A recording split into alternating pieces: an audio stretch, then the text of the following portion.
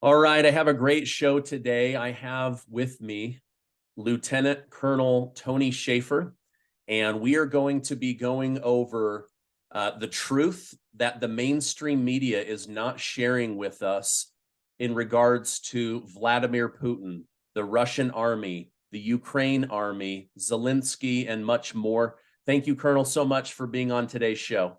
Stephen, great to join you. Thanks for having me. Good to be here. Thank you. Yeah. So lots going on right now in the Black Sea. Correct me if I'm wrong, but my understanding is that an order or a request went up the military chain to the Kremlin, or even possibly as high as President Vladimir Putin, giving this Russian fighter jet pilot permission to mess with a U.S. military asset, this Reaper drone. Reaper, right? Yep. And so wanted to know, is this Russia escalating tension between the United States, or is this just common when it comes to being a part or akin to a war situation? So during the Cold War, we did this back and forth all the time. I mean, it was something of a Cold War. I mean, we were kind of doing things back and forth during the time that we were actually the United States versus the Soviet Union. This is not new. Since we've been at a new Cold War with the Russians, we've had Bear bombers penetrating U.S. airspace or near penetrating, where we've had to send up fighters to intercept them. We've had any number of Russian fighters antagonizing U.S. ships in the North Sea, and we're talking about buzzing the ships very closely, very dangerously. And so, yeah, I'm sure it went to Putin, but I don't think they think much more of it than anything else they're doing right now regarding just reminding the United States that they're not happy with us supporting Ukraine. And they're not. I think it's interesting that they decided to dump some fuel on the drone first. That's to me the symbol of a dog raising its leg on a fire hydrant. They did that purposely. It was what it was. Come on. And it is what it is. And so I think the American public needs to understand that, first off, that they wouldn't be doing this if they were losing. The Russians are not losing. The Russians are confident in what's going on. And this is just a little toss of the hat saying, yeah, we're doing well. Here you go. And look, I'm not pro-Russian. Don't be taking my comments as thinking that this is all good for the Russians. I'm simply explaining the behavior for what it is. And Putin's a thug. Putin has murdered reporters personally, as in like he killed the woman in an elevator in Moscow. So he's not a good guy. And don't be thinking that somehow I'm supportive of what they're doing. I'm simply putting in context what they did and why they did it yesterday. Yeah, no, I hear you. If I tell the truth about the strength of the Russian army, I get called a I know, Putin sympathizer. Me too. If I talk about Ukraine, they tell me I support Nazis. So I'm just trying to get to the truth. I'm completely ambivalent to both sides. Absolutely. Yes. Okay, so this is common with war. This is not anything that they're doing any extra escalation on. No. Okay. So I don't think they saw this as it's clearly meant to send a message, but it's not escalatory at all. So okay, so I mean, this is like wild animals marking their territory, saying back off. Literally, okay. That's what it is. Yeah. Okay. Now here's where it gets a little bit scary. Is this morning Senator Lindsey Graham of South Carolina went on the news and said that we need to take this very serious. This is a threat against the U.S. military, and that we need to start shooting down Putin's warplanes in international waters in order to send a clear signal to the Kremlin that the United States is dominant in this war. What are your thoughts on that? So Lindsey's a neocon, and I'm not a neocon, and the neocons, like he and others, are always trying to get us into a shooting war. His comments are insane, literally insane. No rational person would start saying that we need to shoot down Russian airplanes in international airspace and be able to keep a straight face. That is literally escalatory and would get us into a real shooting war with Russia. One which, by the way, Stephen, we're not ready to take on. And let me qualify my comment first. We've depleted our global stocks of all material that we need for a war against Russia by giving it to Ukraine. By the USIS, I'm trying to think of the name, the Strategic Institute for International Studies, SI. I always get their acronym wrong, but they've done a study recently that said it's going to take us years to reacquire the needed stocks of weaponry to be prepared to fight a near peer. So we're not ready. Secondly, okay, Lindsay, we get into a war, then what? What are we going to do? What's the objectives for it? And this is the other thing I always get upset with politicians over. They want to get us involved militarily and then have no idea what the end game is supposed to be. That's not the way we're supposed to fight. Sun Tzu has a saying, I used it on Judge Napolitano's show yesterday: tactics without strategy is the noise before defeat. So Lindsay is talking about a tactic without any understanding of strategy. Clearly, he should have spent more time actually studying strategy than law, since he was a military JAG. Just saying, military lawyers aren't the best for strategy. They're great at saying no, or apparently getting us into war without understanding what does that mean. Tony Zinni, who is not a conservative, once instructed me, told me a story how he used to get called into the office. Tony Zinni was commander of Central Command under Bill Clinton, and he would always get called in. He told me the story once how there would be disagreements on something, and I think there were 6 events where Clinton wanted Zinni to do something and Zinni didn't want to do it. So sure enough, they basically Zinni would have to fly up on his airplane, go see the president, and they talk. And Clinton would say, "Can you do this militarily?" It's like, yeah, I can do that militarily. And then what? What are you going to do after that? What's the plan? Because that's always where things come unravel. So Lindsey Graham, again, being fastidious at best, idiotic at worst, is saying something that he has no understanding of the consequences of what of the policy he's trying to put forth. That's how dangerous it is. So I'm sorry if my answer offended anyone in your audience, but that's the truth. Yeah, no, that's why I have different people with different backgrounds on. It's because, again, I'm just trying to get to the truth here. Now, I'm sure that you're familiar with Scott Ritter, former UN weapons I am. inspector. I don't know Scott, but I know who he is. Yes. Okay. And I know that you know who Colonel Douglas McGregor is. I love, Doug and I agree on most things about 80% of the time. I love Doug. Okay. So I respect him immensely by the fact well, I don't always agree with what he says. I know his intellectual rigor is immense, and that he's put a great deal of thought into it. And I pay great attention to what he says. Great. So both of them believe that this battle that's going on in Bakhmut is really important for both sides. Ukraine to symbolically show that they can hold this area and block the Russian Federation army from making their way further west. Right. On the same token, on the Russian side, now there's so much media attention for the Wagner group and the Russian Federation army to take down this area is big. What are your thoughts on the importance of this battle? So I think everybody needs to take a step back and remember how the battle was portrayed. About 6 months ago, this was a meeting engagement where the Ukrainians were going to win. That was the big thing. Oh, yes, we're all set to win.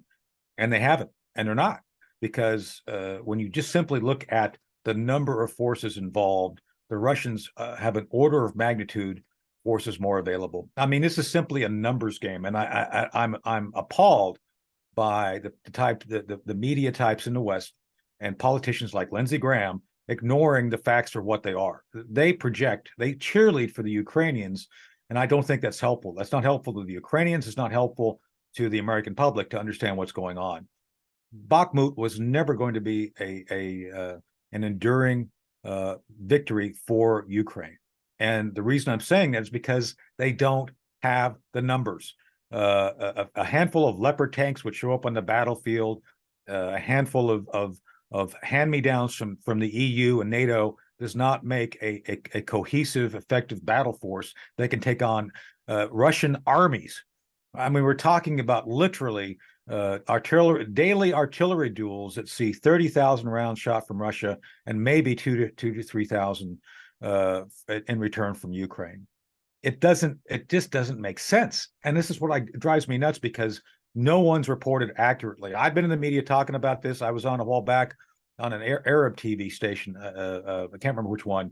And a British intelligence officer was saying, Bakhmut means nothing. It's like Bakhmut means a great deal because it was first portrayed as a major hub of transportation, and now the Western media is saying, it's no big deal. It's like it means something, and at this point, it means essentially a victory during the third quarter of a football game. And I'm stealing Doug McGregor's analogy here, but Doug is correct. This is kind of the third quarter of a big football game, and you know the home team is not doing well, and the team that's coming in is going to wipe the once they get past this series of downs, and they're not going to make a first down. Bad things are going to happen when the Russians decide to move forward. Okay, so Jesus is famous for saying, "What great general doesn't count the cost of war before moving forward?" So basically, you're saying when it comes to bullets and bodies, the Russian army, the Wagner group, they just simply have the math and the numbers on their side. They have the math and numbers, and they have the motivation and technical competence to do it.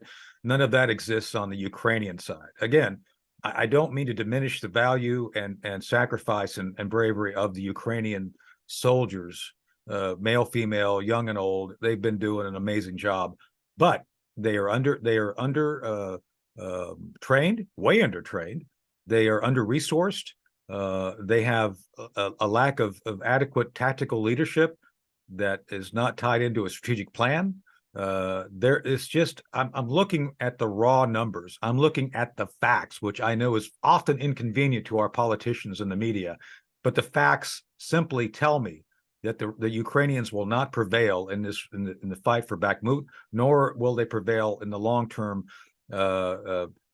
sustainment of the war without outside, as in U.S. or NATO addition of ground forces. It's just not in the cards. So it is what it is.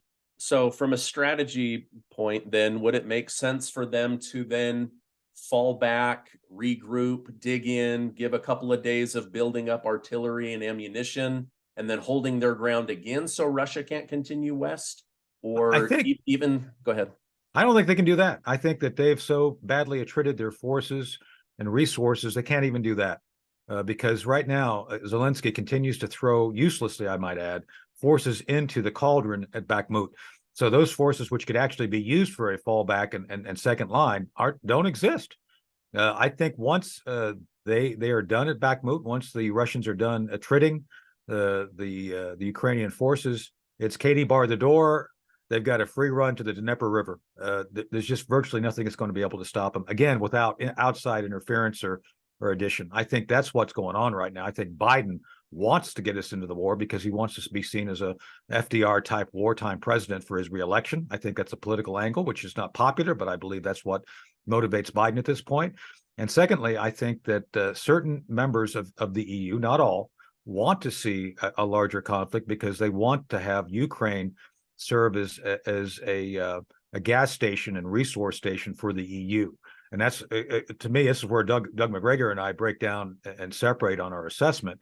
I think this is all about resources. This is all about resources for the EU. That's why EU is so devoted and wanting to have Zelensky fight this battle. They want the gas, oil, and rare earths that are contained in EU. Russia doesn't want a competitor. Putin does not want a competitor regarding someone who can produce as much or more gas and oil as he does. So, Doug has different opinions about why, but my why is it's all about resources. And that's why you see these larger players behind the scenes trying to push Ukraine to hold the line and Russia fighting so hard to maintain the resources and expand its control. Yeah, he told me off camera, offline, that a lot of this has to do with countries' interests. Of course. Yeah. And it does. And this is where we have our interests too. And I've been taken out of context. I've said that, and I did say on Newsmax, because I'm a contributor, that Ukraine is important to us. It is, but not like we need to defend it. It's important by the fact that it's a community which has great resources, and what happens to Ukraine is important to the world because they are a breadbasket. They have resources. So of course we should be the ones leading negotiations to end the conflict, not trying to inflict pain and suffering on the people of Afghanistan by endlessly sending resources in with no hope of victory. Yeah. Well, that seems to be kind of the common theme. So let me pick up on that with my next question. So you had Sure. mentioned um, Biden wanting to be seen as a great wartime president. Do you think there's any part of this that he's just doing his best and this was heaped on him just like 9/11 was heaped on George Bush? Or is part of this to raise his popularity around the world and in the country as he goes into Right. what will most likely be a 2024 reelection campaign? Let me answer that in two parts. First, the Joe Biden, I've testified before Joe Biden. The Joe Biden that I testified before and knew does not exist. I don't know what is going on with the man in the White House. That Joe Biden is mentally incapacitated. So anything we see, if my posit is correct, which I think it is, uh, everything that's going on to and with and around Joe is being put upon him. So everything is being put upon him, not just this issue, everything. He is simply a construct that's being controlled by the Obama folks behind the scenes, Valerie Jarrett and that sort of thing. So everything I see right now indicates that, yes, politically, I think Joe Biden has been told that your best hope to increase your popularity is by becoming a wartime president. I don't think Biden really understands what's going on around him at a given time today. I think he's told what to do when he's told to do it. He's not really a president, but those around him who are controlling him do see the potential of him becoming a wartime president, an FDR type president, as something that would benefit his campaign. So I hope that was a clarified answer regarding how I see it. Yeah. Okay. So I found you because of the Judging Freedom podcast. Right. And on there, Judge Andrew Napolitano has had two high up former CIA operatives on. He has. Yeah. Yes, he And has. both of them said whether Republican or Democrat, the CIA will feed the information the CIA wants to a sitting president. And so, could it be possible that just like with inflation and the conditions here in the US economy, that President Biden is being fed false information that we are in fact winning, that Ukraine has a chance at winning? Is he maybe being fed a narrative even as a sitting president? I'll go one step further to say yes, and so is probably DOD. We probably don't have time to go through the intricacies of the intelligence community, but both DOD and CIA feed information to the president. And in this case, I think both streams are saying the same thing, that we're winning. And I know how the CIA intelligence system works because I'm a CIA trained military case officer. I've been embedded with CIA. I actually ran an operation that was briefed when Jim Woolsey was director of CIA. One of my operations was briefed to President Clinton. I was number 4 of the top 5. I was running it. It was completely black. It was off the books. We didn't acknowledge it. It was an Army operation hidden within CIA channels. So I know how the system works.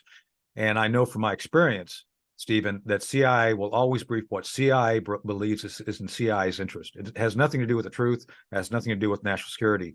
CIA has become an entity upon it, unto itself, that answers only to itself. And CI is going to do what it thinks it needs to do to sustain itself. So if they believe CIA, it's like an entity. They have a series of leaders who embrace this. If CI believes it's in their interest to lie and tell the president what the president wants, they think the president wants to hear, they're going to do that. They do it often. And I would agree that accurately represented what's going on to the judge and to you. So. Wow. Okay. Thank you. Well, maybe on our next show, we'll go a little bit deeper into the intricacies because I think people find this stuff pretty fascinating. Now, one last question. Sure. Scott Ritter mentioned that Zelensky is still alive and the acting president because Putin is allowing it. I know you've mentioned on other podcasts that your intel group, your research group, has somewhat been putting together a list of who you think could replace. Doing our best to put that list together. Yes, we're trying to figure it out. Do you think he's going to be taken out, or do you think he'll just be removed and replaced with someone that is more in line with NATO or takes a better defensive strategy? What are your thoughts on that? So I think it'll be someone who is if Zelensky's replaced, remember Zelensky's had a lot of problems with his own government. A lot of folks have been fired for corruption. I think Zelensky is as corrupt as any of them. In my judgment, Stephen, this is a war of oligarchs. It's the Ukrainian oligarchs versus the Russian oligarchs. They're cut out of the same cloth. They all come out of the Soviet Union. It's like, okay, come on. It's like a mess. It's a mess they made. It's their mess. We should stay out of it. With that said, we're in it. And I think Zelensky's carrying the water for a lot of interest, as you pointed out, as we talked about earlier in the interview. And those interests are what's really going to drive the train here. So the moment Zelensky is no longer seen as someone who can drive and sustain the train to maintain those interests, he's going to be replaced. And it's going to be someone that's within the current sphere of his influence, I believe, someone who would have good relations with EU, someone who's a good communicator, and someone who can be essentially able to pick up where Zelensky lives off. Zelensky is going to be dumped as soon as his usefulness is done. I mean, he's a comedian, for God's sake. He's not a real, he's not like some guy that's going to be held up as a long-term pillar of success by the Ukrainians. He's an affectation. And I do believe that the Russians are happy to have him there because he's not that effective. Stephen, why would you kill an enemy? It's like Adolf Hitler. There was this big debate. I'm not comparing him to Adolf Hitler, just saying, just in case people get upset. Near the end of World War II, there was all this debate about what to do about Hitler. Well, by 43, 44, it's like, he's screwing up. Why would we want to interfere with him screwing up? I think Putin has the same attitude about Zelensky. It's like he's continuing to do things which actually enhance the potential for the Ukrainian loss. Why would we interfere with that? So I do agree with both that I think he will probably be replaced. And I think Putin's allowing him to live because Putin sees advantage of keeping him alive. So there you go. Okay, thank you. As we wrap up, will you tell my viewers about your Project Sentinel and then where they can hear more about you? So Project Sentinel.net is essentially a think tank we're creating, which is supposed to be focused on constitutional governance. Imagine that. Trying to go back to the Madisonian style of governance, trying to make sure that our institutions actually function within the Constitution, don't violate people's liberty like they do every day, just saying. And then obviously I believe in a strong approach to national security that is constitutionally based, that Congress has a much greater role in oversight and approving military issues such as we're involved in now. I don't think, Stephen, the American people fully understand what's going on, nor the dangers we're facing as a nation. So I think that's something Project Sentinel is trying to highlight. Also, I have a new radio show on the America Out Loud network called The Hard Truth. The Hard Truth of Tony Shaffer. We take on some pretty darn hard issues. We've got we had Andy Biggs on first show the day that he indicted Mayorkas, or wanted to file the impeachment charges. Had some great shows with Adam Baldwin, the good Baldwin, Adam Baldwin, Mother Animal from Full Metal Jacket, talking about Second Amendment stuff. So it's not your average everyday radio show. I think people would enjoy it and learn a great deal about the things we're talking about and those are at Saturday and Sunday at 11 o'clock on the America Out Loud network. Okay, great. Thank you so much. Sure. Well, we've been privileged to have you. This is Lieutenant Colonel Tony Shaffer. Thank you so much for coming on today. Happy to be with you. Thank you.